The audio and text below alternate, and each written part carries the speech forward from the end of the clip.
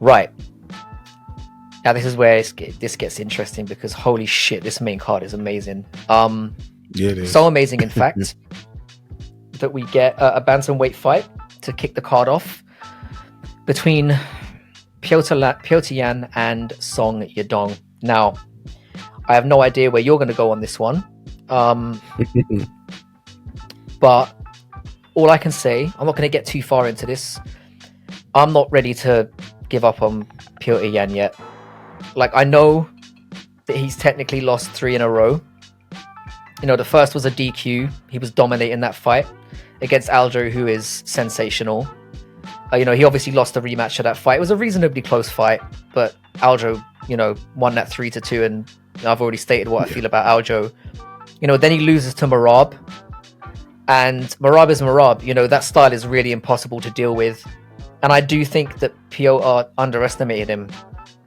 You know, if you look back and see what Merab has gone on to do to Cejudo, like, the fight with Piotr was actually quite a close fight at times. Like, even though Merab clearly won it in terms of how he went about the fight, there were moments when Piotr looked good in that fight. So I think that loss, in a way, has aged very well. Now, I do love Song Yadong. His boxing's amazing. His takedown game is always good. We know how Team Alpha Male guys are. But I just think Yan is a touch better in all those areas. And more importantly, I think he's going to come in there with a massive chip on his shoulder. Like, he's taken some time off, significant time off. And I think he's going to come back in here with a vengeance. And I think he's going to get back on track. I can see this one being a bit close, though. Like, I know I'm saying come back with a vengeance, but, you know, Song is very good. And another split wouldn't surprise me. I would have... This fight should be going... It should be a 5-round fight. But I'm going to take Yan... Yeah, I'm going to take Yan to edge it by having the more impactful moments. And I think he's going to get himself back into contention. People forget how fucking scary this man is. And I think he's going to remind the world. Yeah. I think that this one was really hard for me to try to figure out. And even in me talking about it, I still go back and forth because, man, Song Yadong is so good, man. He's so good. And at this point, he's so experienced. He's got so many fights, and he's only 26 years old. And by the same token, Piotr Yan is, despite those 3 losses, and you just detailed them, like, he's a champion, man. Like a legit champion. Legit. So, like, I almost wish this fight, I mean, it should have been headlining at the worst a fight night. Like, or like co-main something, top 3 something, because of how important it is to the division.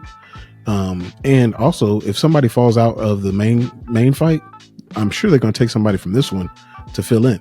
So I think this is super important for the division. I think that whoever wins this fight is right there with everybody else at the top of the bantamweight division for the belt. So I gotta go, and I'm gonna regret this. I'm gonna go Song Yadong, because I just feel like when it's in boxing range, I think he'll just be a little bit quicker than Peter, just a little bit, and I think that his power is gonna come through. But I do think it's gonna be a very close fight, and it's gonna be a very tactical fight, and a lot is gonna be made from what the corners give to them in between rounds. You know, whatever instruction they give could really change the balance of the fight, and how well they take on that instruction and try to jump in and take advantage of the holes in the other person's game. But it's going to be such a close fight. But I'm going to lean Song Yadong for the only reason of youth. That's the only reason I'm leaning towards Song. But I wouldn't be surprised if Peter walked away, and I kind of wish that Peter walks away with the win, to be honest, because I don't think he's the type of person I don't believe deserves to be on the 3-fight losing streak because of how good he is.